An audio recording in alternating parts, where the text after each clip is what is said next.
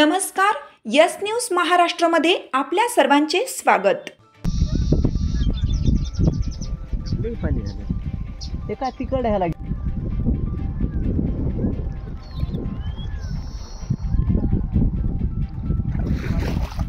लोहा तालुक्यात ढगफुटी पावसाने कहर, अनेक गावे जलमय, पाळीव जनावरे व शेती पिकाचे प्रचंड नुकसान।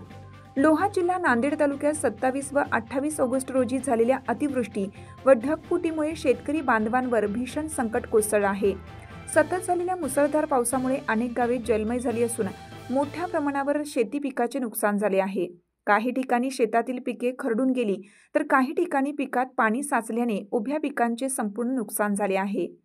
शिवणी जामगा येथील शेतकरी कुंताबाई गणपती जामगे यांच्या नावावर असलेल्या राईट वॉटर कंपनीचा सौर ऊर्जा प्रकल्प पुराच्या पाण्यात वाहून गेला आहे। सायाळ येथील शेतकरी रत्नाकर डगे यांच्या 2 एकर हळदीसह 1 हेक्टर ठिबक सिंचन संच तसेच सौर ऊर्जा कृषी पंप पुरात वाहून गेले। शिवणी जामगा परिसरात तर परिस्थिती अधिक गंभीर आहे। नदीपात्रातील पाणी तब्बल 1 किलोमीटरपर्यंत शेतामध्ये घुसलं। येथील शेतकरी पंडित शामराव जामगे यांच्या आखाड्यावर बांधलेल्या शेळ्या पाण्याच्या प्रचंड लोंढ्यात मृत्युमुखी पडल्या।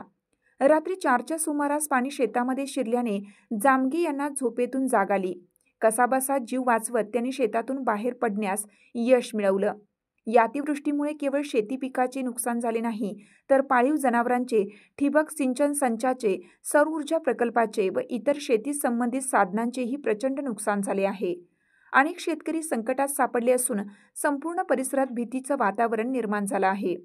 शेतकरी बांधव प्रशासनाकडे मागणी करत आहे की या आपत्तीची तातडीने दखल घेऊन पंचनामा करावा व नांदेड जिल्ह्यात ओला दुष्काळ जाहीर करून शेतकऱ्यांना तात्काळ मदत द्यावी। यस न्यूज महाराष्ट्रासाठी प्रतीक कांबळे, लोहा, नांदेड।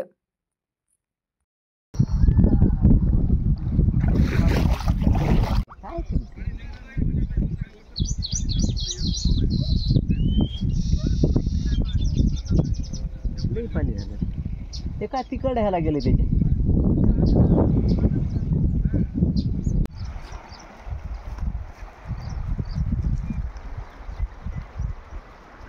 लई पाणी गेले आपण वाहून आलेलं काही त्याचं ये नाही बारा इकडे मग काही ते अडक काय आपलं मी पाच वाजता काय म्हणलं ह्याला व्हिडिओ सात आमची यस न्यूज महाराष्ट्र चॅनलला लाईक करा व सबस्क्राईब करायला विसरू नका।